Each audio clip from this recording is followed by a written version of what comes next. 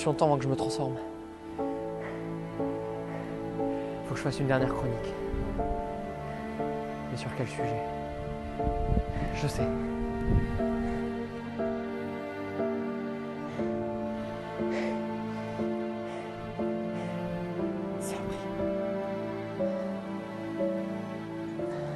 Maggie, un film réalisé par Henry Hobson, basé sur un scénario de John Scott III, The Third, réalisé en 2015 avec Abigail Breslin et Schwarzy dans les rôles principaux.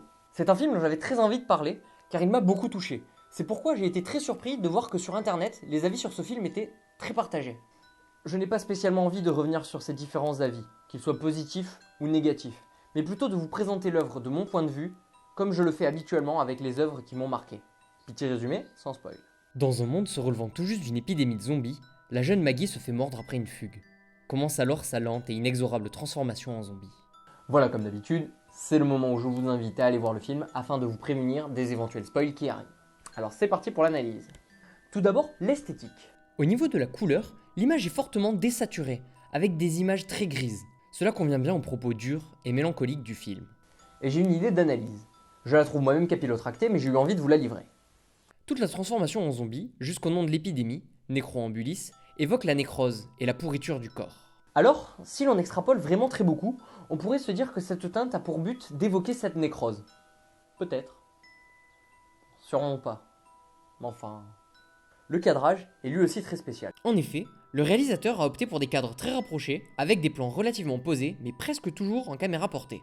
Ce contraste m'a donné une impression de stress, d'inquiétude, de tension, qui, toujours selon moi, convient parfaitement à l'ambiance du film. La musique est assez classique et elle s'harmonise bien à l'image. Cependant, elle n'est pas non plus spécialement marquante. Elle fait le taf et met dans l'ambiance, mais je doute que qui que ce soit ait été marqué par un quelconque thème du film. Passons maintenant au film en tant que tel.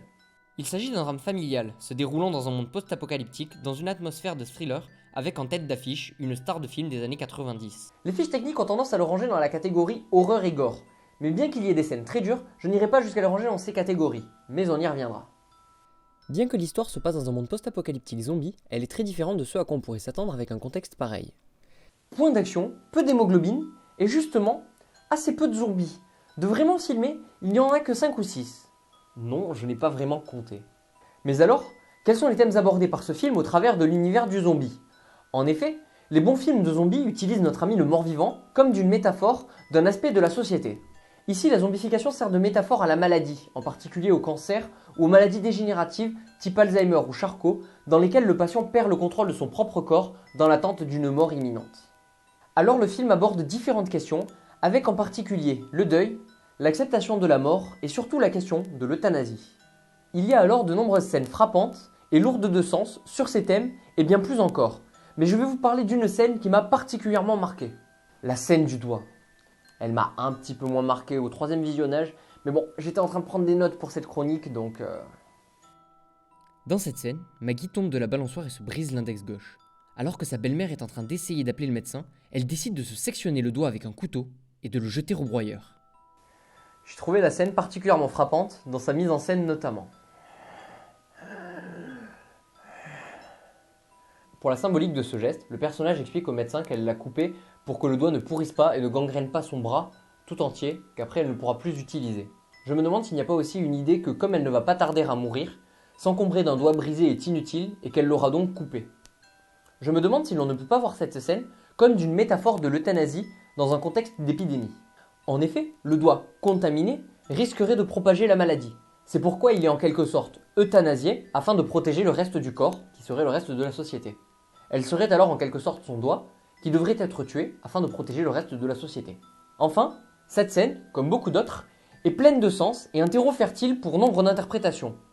Et vous savez où en discuter. Il y a aussi en fond du film une crise alimentaire avec les cultures qui sont brûlées partout dans le pays car elles ne produisent plus rien. Il y a là aussi, je pense, de nombreuses interprétations et parallèles avec différents thèmes du film, tout en ouvrant d'autres, possibles. Cependant, je ne partirai pas dessus pour que cette vidéo reste regardable en moins d'1 heure. Enfin, ce que je trouve aussi très intéressant, c'est justement ce rapport à l'euthanasie. Tout au long du film, les différents personnages disent sans cesse au père ce qu'il devrait faire avec sa fille, sans jamais lui demander ce qu'elle désire, sur comment est-ce qu'elle désire mourir, car elle se sait condamnée. C'est donc, je trouve, très intéressant qu'à la fin ce soit Maggie qui décide de mettre fin à ses jours, voyant qu'elle représentait une menace pour son père et en quelque sorte un fardeau car il ne trouvait pas le courage de mettre fin à ses jours.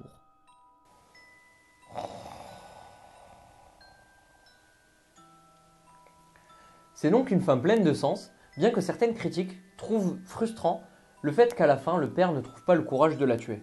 Cela implique donc que quelque part, le personnage du père n'a pas évolué au cours du film, qu'il n'a donc pas réellement réussi à faire son deuil. C'est quelque part en effet assez dommage, mais je trouve que cela fait partie intégrante du propos du film. Un père ne pourra jamais trouver le courage de mettre fin au jour de sa fille. C'est très dur et beau. On peut ne pas être d'accord avec le propos du film, mais je l'ai trouvé vraiment très intéressant.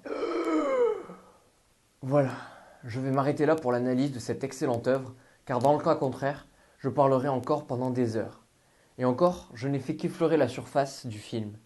Je n'ai même pas parlé de la relation père-fille qui est au centre de l'intrigue. Le virus 4.